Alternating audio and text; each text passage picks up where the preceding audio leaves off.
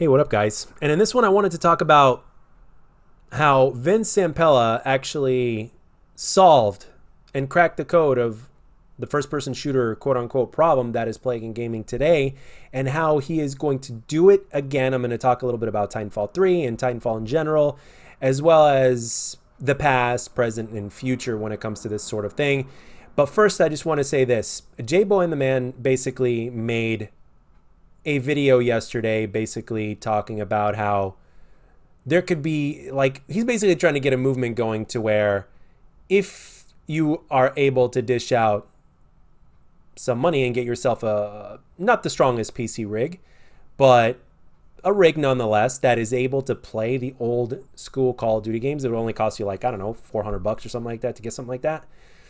Let me tell you, you can actually go on and play the old school Call of Duties now on PC, just like you remember them years ago. There's also Plutonium. I know Modern Warfare 3, Black Ops 2, and the original COD 4. I know those are available or whatnot. I'm not sure about World War 2 and a few others, but I do know that World at War, COD 4, Modern Warfare 2, and Black Ops 2, and Modern Warfare 3 are playable. I do know that. And they also have a steady player base, and basically there's servers or whatnot, and they're basically moderated by people that are running them. So a lot of players basically like miss what Call of Duty was, and that's part of the reason why we keep on buying these games, even though they come out every year, because we hope that we're going to get that back, but we're left sorely disappointed year after year. So the thing is this: if any of you guys are able to get a PC, do it. And as a matter of fact, I have COD 4. I'm trying to figure out how to update it or whatnot. I've looked at videos, but I just really haven't had much luck in terms of how to do it and everything like that, because all the servers have like 1,000 millisecond ping, and I don't want to play on that. It's kind of a connection. So, but I do know that it needs to be updated in order to get access to like every single server, so that way I can get something that's playable. So, and then I'll probably end up doing Black Ops 2 Plutonium, maybe Modern Warfare 3 or whatnot, and just get that old school consistent feeling back. And at the same time, I've also been playing Titanfall 2 recently, which brings me to the main commentary of today. And back in 2014, Vince Zampella himself actually solved the problem, what's plaguing a lot of games today. Now, unfortunately, with Apex Legends today, skill-based matchmaking is in there, and that's pretty much one of the biggest things that's pissing a lot of the player base off. What is the implementation of that?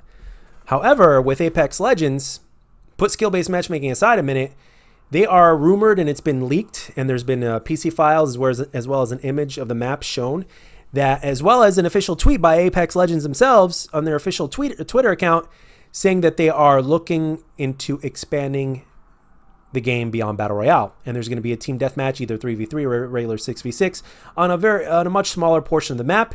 And there's been a leaked image, and the map layout itself looks great. And Vince Zampella is in charge, and I 100% have faith and trust in him, because he did a great job with the original COD 4, he did a great job with Modern Warfare 2, and he did a great job with Titanfall 1 and Titanfall 2, and a lot of fans consider Titanfall 2 especially to be a masterpiece of a game. And now, ever since I got back on that game on PC, and have given that game a fair shot, even though originally I didn't a few weeks ago or whatever it was, I got back on there thanks to a follower on Twitter that basically thinks it's one of the greatest shooters of all time, and I have to absolutely 100% agree. But I also want to say that it's also a stroke of genius of what they did specifically with attrition. And I'm going to go in depth into that, because it is something that basically proves that you don't need things like EOMM or SPMM in your game in order to keep things fresh, interesting, rewarding, flowing to even the bad player. Okay, because as I mentioned previously and multiple times on my channel in different varying videos, is that what makes a great multiplayer shooter is that no matter how bad you are at the game, you are having fun, first and foremost. You're getting from point A to point B. There's progression in many different ways. There's rewards. You feel like you're making an impact on the game and for your team, but at the same time, not at the expense of the player that's better than you. And that's one of the things that's pissing a lot of players off in many different games, not just COD. Because a lot of the good players, in one way, shape, or form, are being punished. Sometimes it's because of something that they implement into the game that's not necessarily skill-based matchmaking related. But basically, with attrition and being a prime example, and what they did with Titanfall 1 and 2 was that no matter what, you were always being rewarded and you always had an impact on the team because there were AI controlled bots, right, that were worth many different points. Now, they couldn't kill you, but they could bring your health down. But you could always move around and shoot as many of these suckers as possible, which will cause you to get your Titan even faster. Whether you're a good or bad player, the fact remains the same for both. I mean, you need to not ignore the AI controlled bots, the grunts, the specters, and the reapers. So basically, this also simultaneously allowed the player that wasn't as good to practice their aim because it was a lot easier to kill them. And occasionally there'd be a pilot that would pop up out of nowhere and hopefully they'd get a kill on them. But it takes a lot more skill to kill a pilot, especially on PC, than it does to kill a grunt or whatnot. So, but the thing is, you can also get your Titan. You'd kill pilots with your Titan, which is basically, a Titan's basically like a version of a specialist or a score streak when you look at it that way, when you want to compare it to COD. And basically, you could kill grunts, you could kill pilots, you could kill Titans, you could use your super move, your offensive move, your defensive move. There's different kinds of, there's faster Titans, slower Titans. Basically, it was a whole different layer to the first-person shooter game that kept it familiar, but yet gave us something new and yet rewarding. And that was another stroke of genius. And the thing is, if you didn't even want to get in your Titan, you could just put the Titan on auto mode and then run around with your pilot. And they even had a pilot versus pilot game mode specifically for players that wanted that. So my only gripe with Titanfall was the fact that there were no more pilot type of game modes other than pilot v pilot, or maybe I think there was also a search and destroy type of mode.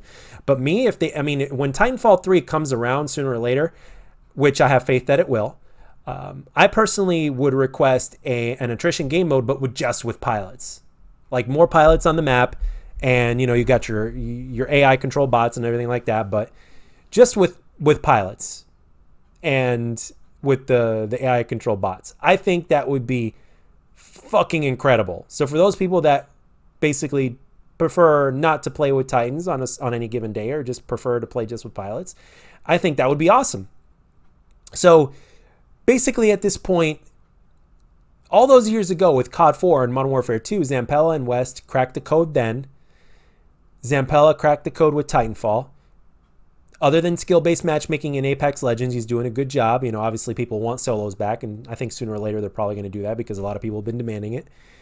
And there's been leaks of computer files of a team deathmatch mode coming, and obviously, as I mentioned, in their Twitter, they said that they're looking for ways to expanding beyond Battle Royale. And for me personally, I'm excited about this because I know I'm going to get a smooth, fast-paced first-person shooter game with a team deathmatch variant into it. And I don't care if there are legends and I don't care if there are specialists, because I know that Vince Zampella would do it right. He's proven it in the past and he's proven it in today's gaming. Now, the only thing I would say that kind of disappoints me is that, well, skill-based matchmaking is in Apex Legends where it doesn't belong. Apex Legends is also a competitive game, and that's another reason why I think there's a competitive aspect to it as well. There's a ranked, which is another reason why it doesn't belong in pubs.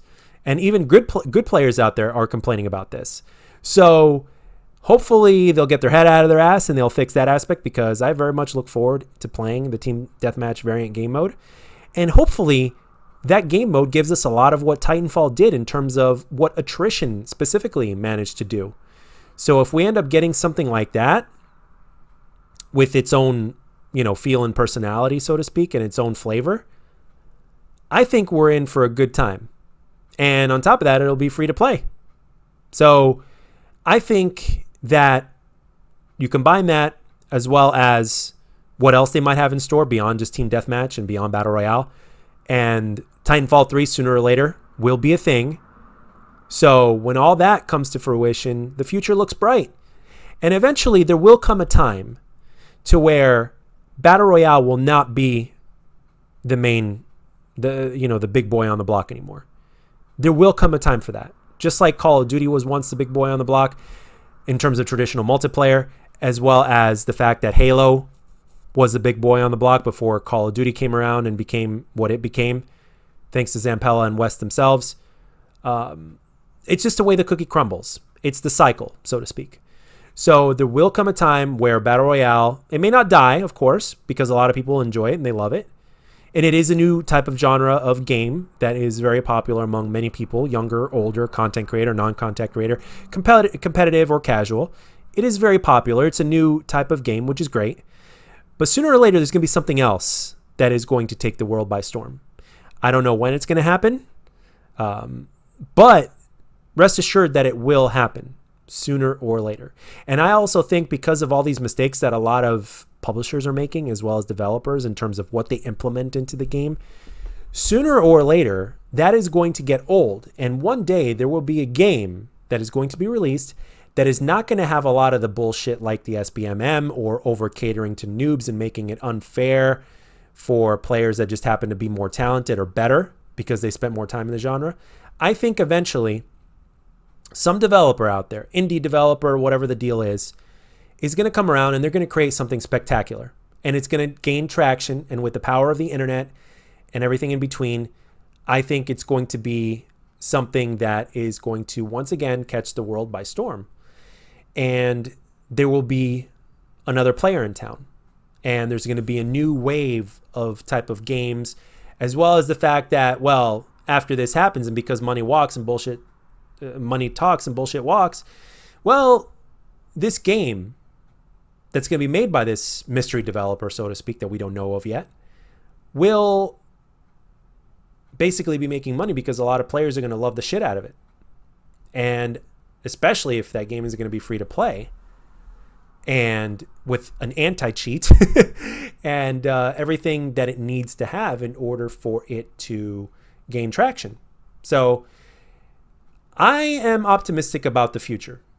Right now, in terms of Call of Duty, these are pretty much the dark ages. But again, for those of you guys that want to relive the nostalgia, if you can, get yourself a PC. And I know some of you guys are intimidated by the mouse and keyboard. Please don't be.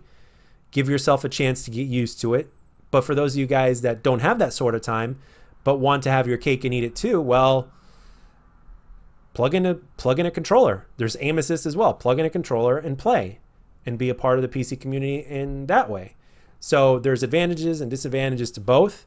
For me personally, I was tempted to plug in a mouse and keyboard, a controller on mouse and keyboard when things got tough, but I stuck with it. And right now, day by day, I am enjoying the rewards. I love the fact that I'm getting used to it. I'm still getting used to it. It is a learning curve, but every single day I feel it feels more rewarding. Every single time I get a kill, it's 100% me because there's no aim assist on mouse and keyboard. So unless you're cheating or something like that, which I am not, it is something that I am enjoying greatly. And to see the progress is something that for me personally is rewarding.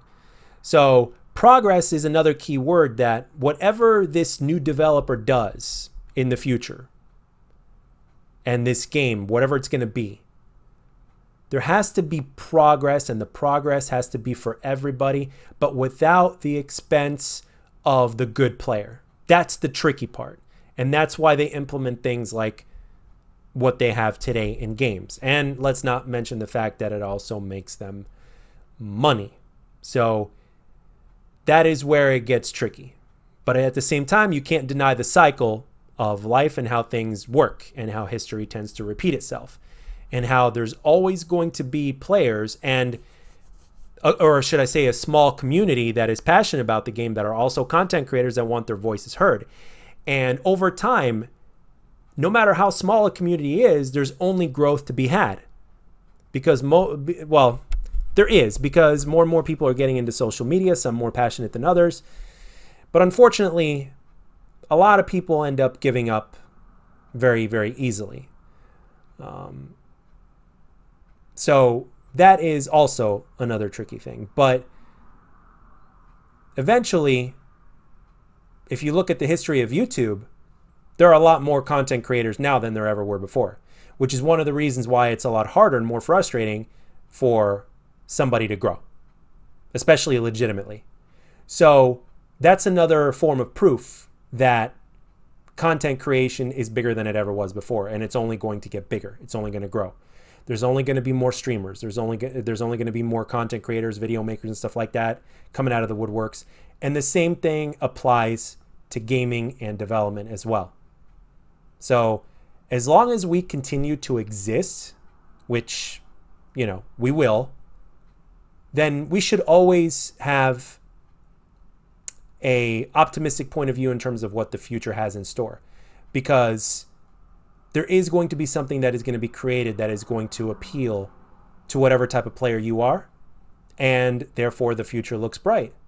Granted, it won't be perfect, and it never was, and it never will be, but eventually we'll get there. So that's all I got for this one, guys. I want you to let me know down in the comments section what you guys think, what your opinions are.